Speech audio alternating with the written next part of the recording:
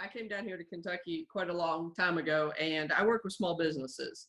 And Mackenzie, I just put something in the chat. It is a link that I put up on our webpage this morning. I did a webinar yesterday with the SBA talking about the Economic Injury Disaster Loan Program. And we had the SBA on the call. They explained the entire program, did a really great job. And I know not everybody's been approved yet, and so there's some lag on who's been approved, who's not been approved. But I think that the program is pretty standard over the entire country. So if that would be helpful, it's a YouTube video that shows all the slides and explains everything. Feel free to post that. There's Amanda, also if you know, I just want to mention, hi, it's Lily. Hi, Amanda, how are you? Hi, good, how are you? We're actually going to be having a representative from the SBA join us on Friday to go through some of those points and also answer questions based on that link as well. So just wanted to put that out there so that Ed knows that. And if you want to share that, we'll be creating the invite and you can share that out all you want. Absolutely, I will. We've had, I've seen probably a half dozen of these webinars coming out, and SBA is really busting it trying to get the information out there so that everybody understands what we're dealing with, what these loans can and can't do. So yeah, the more information we can get out, the better for sure. So in my day-to-day life, I work with loan clients and get them what they need to survive, to grow, to prosper, to employ people, to help the economy. And right now we're getting a lot of calls from concerned loan clients about how in the world are they going to make their payments? How are they going to keep their doors open? How are they going to be able to survive what's going on right now, especially knowing that we have no idea how long this is going to take. So it's really, you know, it's one thing to plan for a snowstorm, that we know that at least in spring, things are going to change, things are going to thaw, things will get back to normal. This is unlike anything we've ever seen, and it causes a lot of fear and anxiety for our business owners. So the absolute first thing I tell them is to stay calm and to try to take all emotion out of any decisions you're making.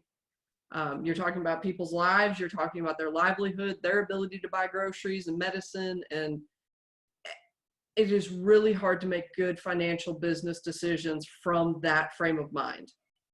So the first thing I try to get everybody to do is to realize that if you're not in a spot right now where you can make a good decision for your business without emotion, walk away for a few minutes. Come back when that's something you think you can tackle.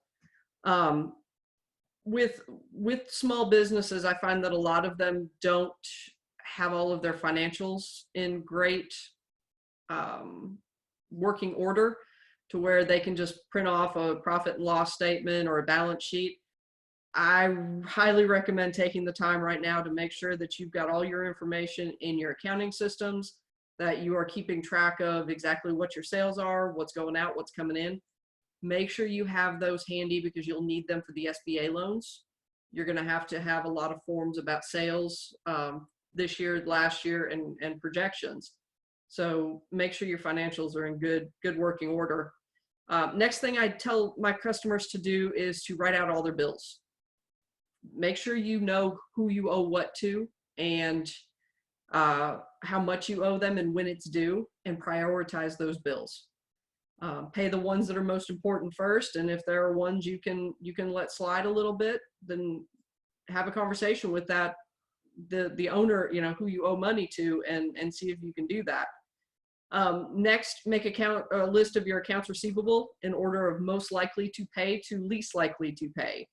You've got a pretty good idea of which of your clients are still in business, so look at that. Next thing I tell them to do is to obviously cut unnecessary expenses and overhead. But here's a big one. There's a lot of companies out there that Cabbage is one of them. They promote loans for small businesses.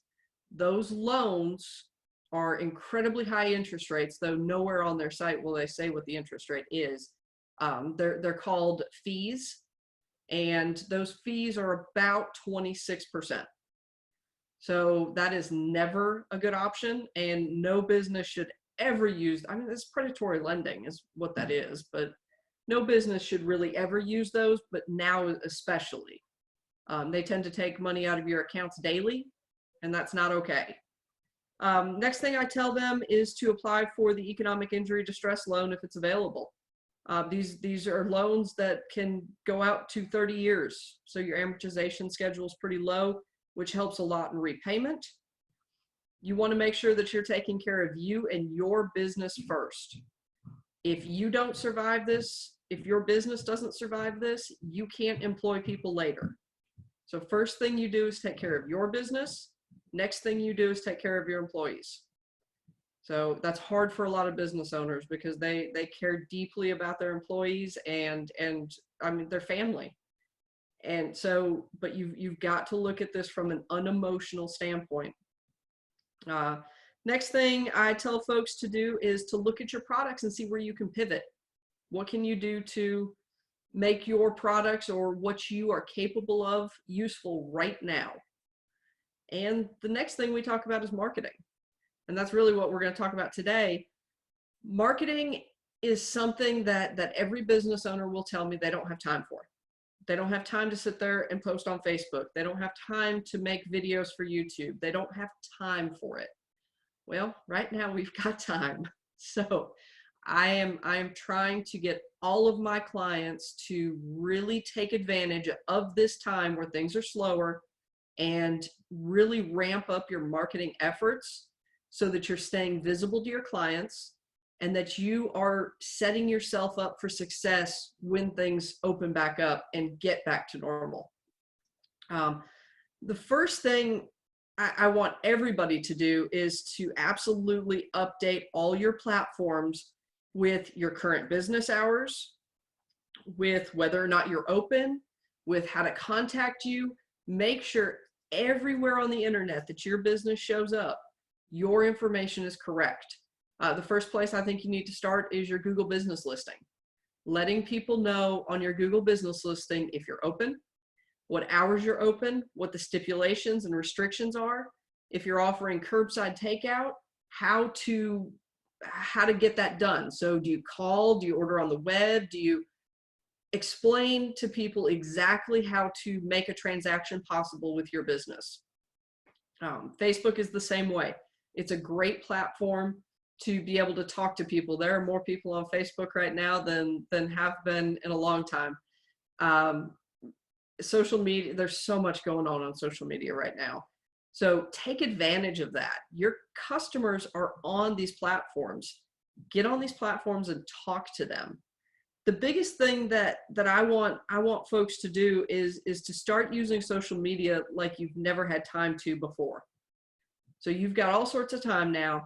You need to be posting about your business, about how COVID-19 is affecting your business, what you're doing about it, how you plan to make it through,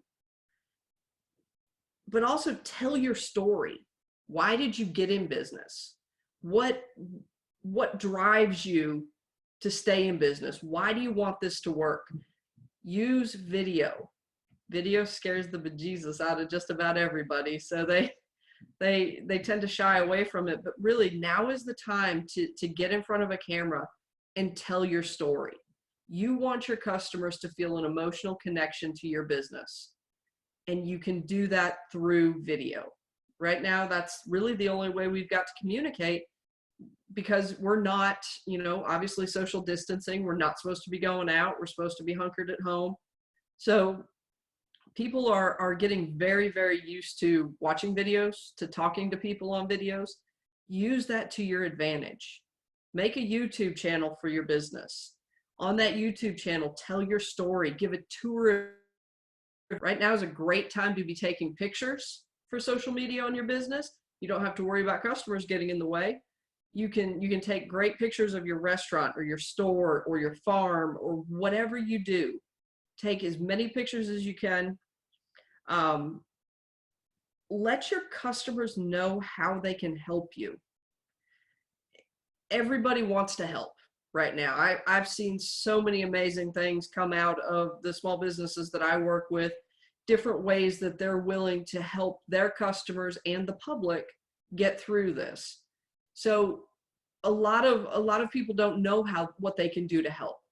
If ordering takeout from your business is something that you can do, let your customers know that, and let them know how much you greatly appreciate it and how much it's helping not only your business, but your employees who get to stay employed because your business is staying open.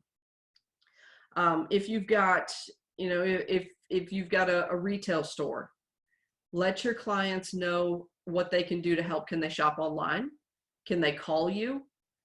Are you utilizing Facebook Marketplace where you can sell things? Are you doing Facebook Lives where you can show what products you have? How can they interact with your business? Now, I do caution, I've seen a lot about gift cards right now. And while gift cards can be a huge help, we want to make sure that we're not overpromising. Because what gift cards are is they're giving you money now for something they're going to get later. So make sure that you're going to have the resources available to be able to fulfill those orders now, fulfill those orders later when you get the cash now. So keep that in mind when you're getting gift card money, is that there is an expectation for services to be rendered later. Make sure that you're able to fulfill those services. Facebook is probably the platform that I'm using. I know it's the platform that I'm using the most. If you'd asked me 3 weeks ago how many times you should post on Facebook a day, I would have said once. But we've completely thrown that out the window. I know at SKED we're probably doing 15 to 20 posts a day right now, and we're doing mostly spotlighting other businesses. And I think that's really important for everybody to do. When you get takeout from a business, throw it up on social media, put it on Instagram, put it on Facebook, let people know what you're doing to help. It's Facebook, Instagram, all of the social media platforms are the way that you can communicate and stay relevant to your clients right now. You have to take advantage of these platforms. The other platform that is rarely used by small businesses that I think there's a huge place for is email marketing. Everybody just about collects email addresses, but very few actually do anything with them. So I go through in the BBOS curriculum, which is all about digital marketing and social media management. We go through the process of how to set up an email marketing account. I chose MailChimp just because it's the least expensive that I could find for the small businesses that I work with. And what to do with those email addresses. What should you be sending out? What kind of content should you be providing?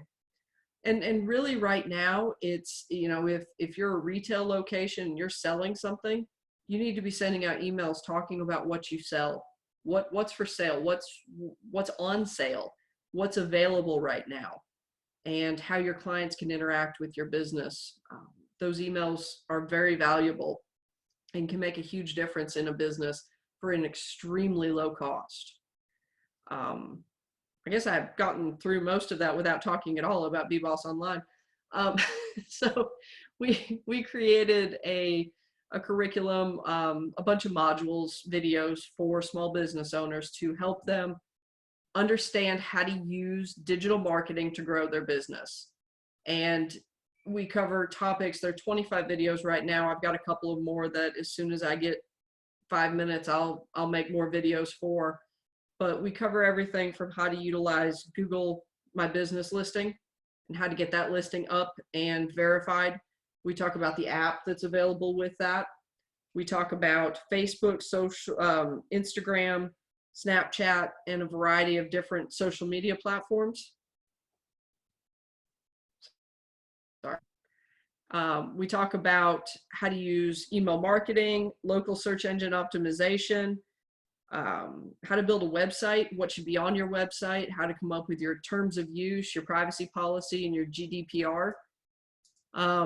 We talk about how to plan out your website so that it makes sense for your business. And there are about 25 videos on there that are specifically for small business owners. And I have only had a second to talk to David about this, but we're going to make those videos available to the startup space community for 3 months at no cost. Typically, we charge a fair amount for organizations to be able to use these videos.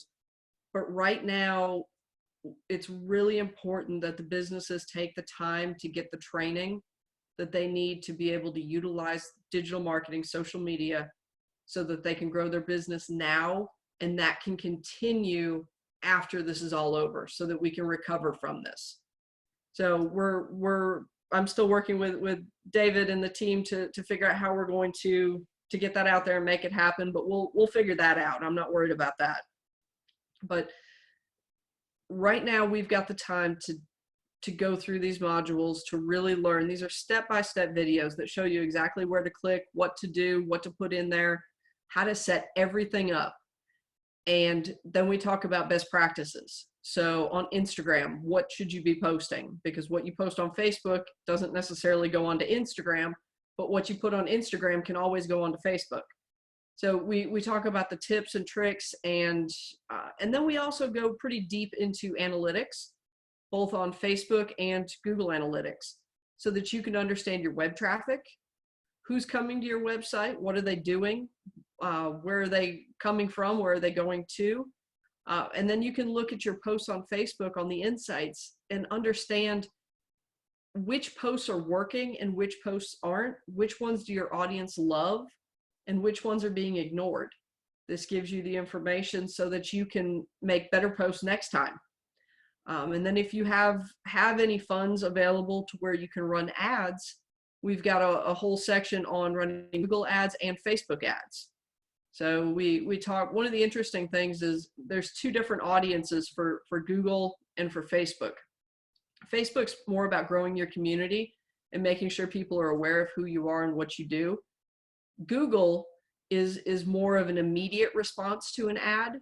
So somebody is searching for your product or service and your Google ad shows up. So you get a quicker return on investment on Google, but they're both very valuable and both very useful. A lot of people ask me, which one should I use? The answer is both. They both have their place. So we talk about things like that in BBoss Online, and really try to give you the information and the tools and the confidence that you need to be able to build out your platforms so that you can use those to help grow your business now and hopefully 10 years from now.